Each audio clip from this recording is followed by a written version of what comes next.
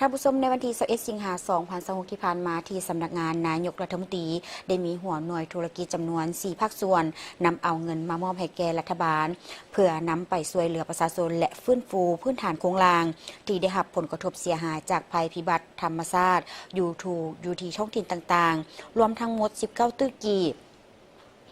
โดยให้เกียรติเข้าร่วมเป็นสักขีพยานของทานสอนไซสีพันดอนนายกรัฐมนตรี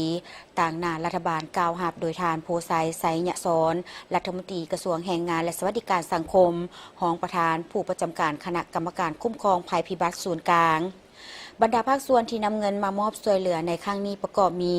กลุ่มบริษัทเจริญเซกองพลังงานจำกัดธนาคารส่งเสริมกสิกรรมจำกัดบริษัทหุ้นส่วนลงทุนและพัฒนาพลังงานเวียดลาวภาคส่วนละ5ตื้อกีบและกลุ่มบริษัทโซกไซจำกัดจำนวน4ตื้อกีบรวมทั้งหมด19ตื้อกีบ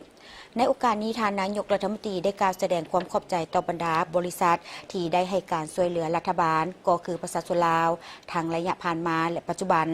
ซึ่งการช่วยเหลือดังกล่าวแม้นสอดคล้องกับความเพียงห้องต้องการของสภาพการตัวจริงในปัจจุบันทั้งเป็นการเสียสละเพื่อประกอบส่วนเขาในการแก้ไขผลกระทบและฟื้นฟูชีวิตการเป็นอยู่ของผู้ที่ได้รับผลกระทบจากภัยธรรมชาติให้กลับคืนสู่สภาพปกติโดยไว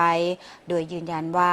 จะชี้นำภาคส่วนเกี่ยวข้องเพื่อนำเอาการช่วยเหลือดังกล่าวไปนำใช้ด้วยความโปร่งใสถูกต้องและถูกเป้าหมายอย่างแท้จริง